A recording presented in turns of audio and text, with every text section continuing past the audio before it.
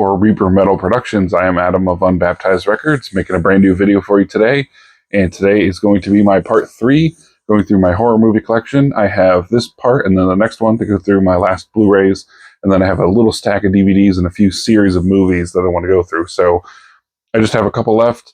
Again, most of them, as I've kind of mentioned before, were inspired by people like the Angry Video Game Nerd, or if you're unfamiliar with them, Red Letter Media. They go through a lot of bad movies. And they have a thing called Best of the Worst, where they'll go through usually action and horror genres and tell the crowd, you know, after reviewing all 3 of the crappiest movies they've ever seen, which one they think is the best out of all of them, even though they're all horrible. So even though some of those movies are just some of the most deplorable, crappy movies you'll ever see, they're so bad they're kind of good. So I tend to like them. And then, as I was mentioning previously, the Angry Video Game Nerd went through a series like every year for almost 20 years now, 15 years, called Monster Madness around Halloween time. So he'll go through different genres of movies, different types of movies. And the ones I remember the most were the 80s ones, the campy ones, and then the horror movie series, slasher series, stuff like that. So just a lot of movies I just never heard of before turned me on to them. Things that, like, people who are really into the horror movie series, like, you know, someone like a Will Romer or Roger Bajard of Mortician, they're going to know a lot because you can tell from the intros, they know tons of movies, and not just the more common ones, some of the deeper ones. So I've kind of been doing some research and looking at some of these movies, and especially the ones that are like more of the campy horror comedy stuff. So that's generally what I like. So that's kind of what you'll see most. And then I really, for some reason, enjoy sequels to movies that had like a really good one-off movie, and yet somehow they made more of them, whether or not the later ones are good or not. Sort of like, for example, you know, people always know the big slasher movies, but then they make like 10 more of them. Like, how many people have seen like the 7th in a series of movies like Friday the 13th or something? Those are the type of movies I enjoy. So like my favorite series is probably Hellraiser, and I've seen all of them except the newest one. There's about 12 of them. So that means I've seen 11 movies, and they really don't get too much better past the 3rd one. But I still like to watch them. So here's a couple examples I showed previously, and just one in this stack. The first one is a great movie.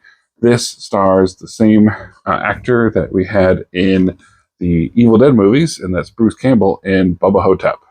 This is one I slept on for the longest time. For whatever reason, I just never heard of it until fairly recently. But this is an awesome movie. This is a mid-90s movie, so definitely way after the fame. Bruce Campbell doing, Ash from Evil Dead. But this is fantastic. So this stars 2 characters here.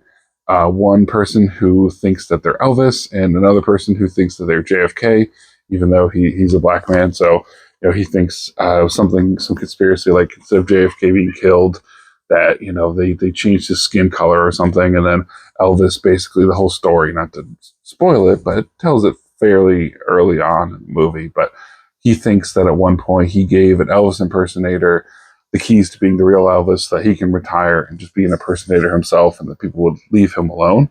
Ever since he had like this big issue where, you know, in real life Elvis gained weight and was just kind of sad and died pretty soon after that. But you have to decide for yourself if you think he's the real Elvis or not. But the important part is you have these 2 people who are essentially crazy in a retirement home with a evil force out there that is basically a mummy that sucks souls through people's butts. So it's pretty funny. A bunch of old people get their souls sucked out of them, and then these 2 have to come to the rescue. So great story, absolutely hilarious, and just a great movie overall that I feel like kind of gets overlooked. And speaking of Hellraiser, so this is one of the few other movies I know by Clive Barker, who did the original story for Hellraiser, and I think he directed the first movie. So the novelette Hellraiser was based on, Hellbound Heart. But he did this movie. I believe he is either the producer, it says screenplay by Clive Barker. So I think this is an original story by him, but Rawhead Rex. So this one's nowhere near as good as the Hellraiser movies, at least the first couple. This is just sort of a campy guy in a mask and a monster suit running around killing people, including kids, which you usually don't see in a lot of movies.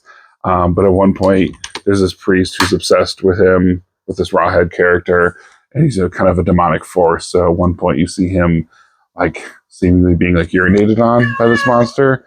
So it's kind of extreme and interesting. Well, not extreme, but kind of like a campy horror movie that maybe gets overlooked. But if you're a fan of Clive Barker movies, this isn't very good necessarily, so it's kind of a weird endorsement saying it's not great, but it's decent, and it's coming off the heels of just that the kind of movie that he makes, and it's interesting, and I definitely enjoyed it. Again, it's not really great, but he's known for things like Candyman and Hellraiser, which are definitely better movies, but this one isn't. It's worth checking out if you've seen those already or want to get something else on your plate. So, actually, speaking of which, the next movie, and I know I kind of jumped ahead of myself a little bit by saying it was good, but this is another classic, Clive Barker, Candyman.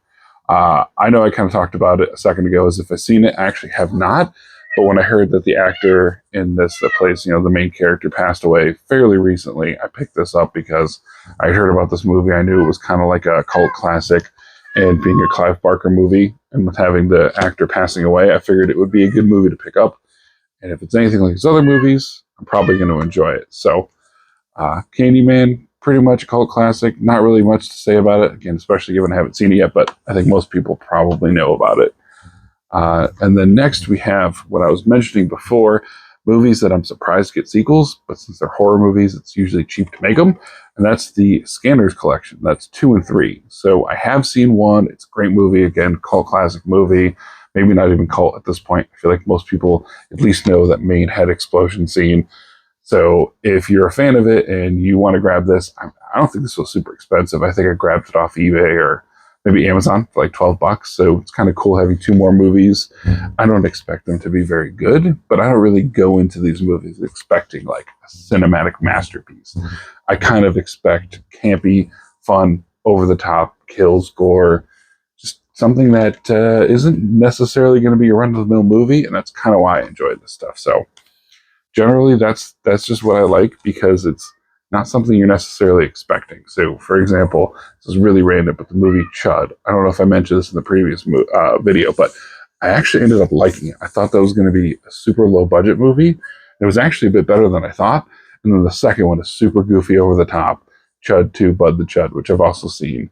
It's just really goofy, but it was enjoyable. I'm glad I watched it. And I got it in a pack, which I can't seem to find. I have a couple of movies I can't seem to find, but it was like a multi-pack with a few other movies in it that are also kind of in the same vein, like Chopping Mall and it's like one high school murder movie. I forget what it was, but interesting. Definitely like that kind of stuff. And then this movie really falls into that weird, campy, just almost experimental, almost kind of avant-garde. And I could have sworn that this movie was a Lloyd Kaufman movie. So he's the guy, the Troma Films guy who does the Toxic Avenger. I thought this was him, but I don't think it is. And this is called Street Trash. This is an odd film. This is a very odd film. I watched this digitally once, and I just kind of felt like owning it on Blu-ray. But it's basically a movie all about homeless people, and there's a conspiracy to try to get rid of them through a really cheap alcohol that they're getting, and then they're turning into street trash. So they're just blowing up in these magnificent colors, and it's just all about this homeless hierarchy trying to basically defend themselves and figure out what's going on while there's a lot of infighting.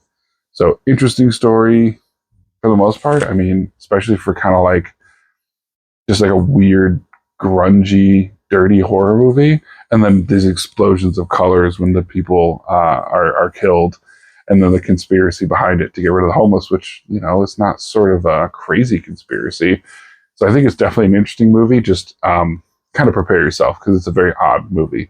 Now, maybe since we're all into metal here, we're kind of used to the weird, the obscene, seeing like actual bodies on covers doesn't really bother people anymore, it seems. So maybe this isn't that big of a deal. But to me, it wasn't really shocking. It was just kind of different to what I normally watch. So I enjoyed it. Let me know what you thought of these movies, and I will see you in part 4.